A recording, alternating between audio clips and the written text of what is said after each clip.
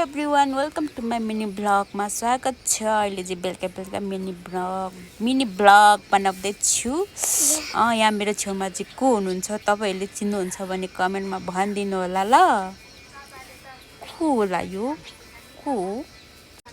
हजुरको नाम के हो? प्लिज कृपया भन्नु होला।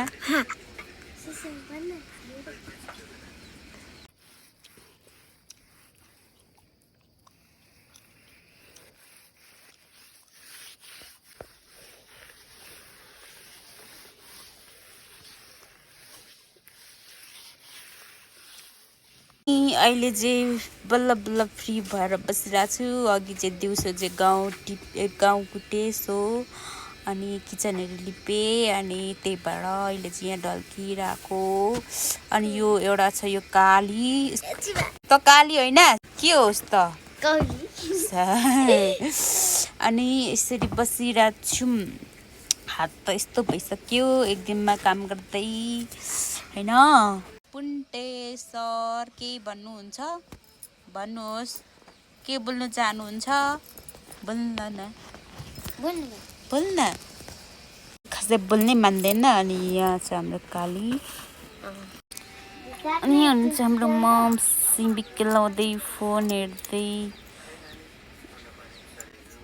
काली यता हेर् त काली।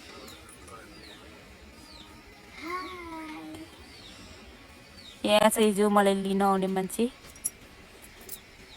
यस्तो छ गाउँघरमा पानी परेर यस्तो छ, पानी यस्तो परिरहेको छ। अनि आज गाउँ कुट्नु बाँकी छ। भोलि चाहिँ फाइनली गाउँ सिद्धिन्छ कुट्नुलाई। त्यही भएर यहाँ थोरै छ, यहाँ यति कुट्नु बाँकी छ अब।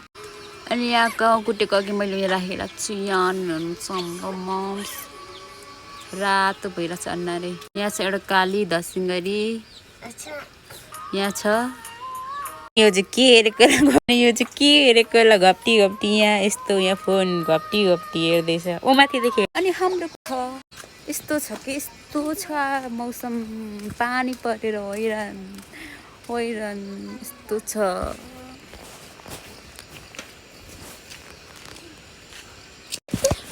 हल्ला गर्छस्।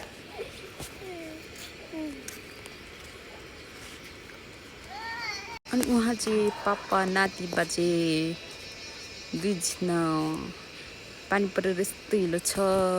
काली अनि यो चाहिँ हाम्रो किचन हो। अनि आज चाहिँ किचन बनाएको बुवाले यस्तो बनेर आउँछ। हिजो खानाहरू पकाइसकेर बसिरहेको छु। अनि यो मैले आज किचन नै लिपेको। बुवाले यता बनाउनु भयो अनि यहाँ मैले लिपेको। बनाउनेहरू को हुनुहुन्थ्यो? तपाईँ नै हुनुहुन्थ्यो? तपाईँले नि हो भन्नु न, किन लजाउनु भएको हजुर सर? यस्तो लजाउने छ हाम्रो भदै। किचनदेखि त यता दाइलो छ नि त, यता दाइलोदेखि पारी देखिन्छ, यस्तो देखिन्छ। यस्तो घरहरू यस्तो छ हाम्रो गाउँ चाहिँ। अनि म चाहिँ किचनमा आएर बसेको यस्तै छ है।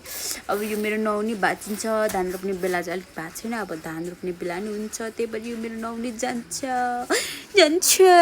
अनि भन्नुहोस् सर के छ खबर? के छ भन्नु न, के छ भन्नु न। यस्तो लजाउने छ कि यस्तो लजाउने छ कि अम्मै डिम्पलवाले हो नि त। फेरि यो त यसको डिम्पल बस्छ, मेरो चाहिँ बस्दैन होइन होइन।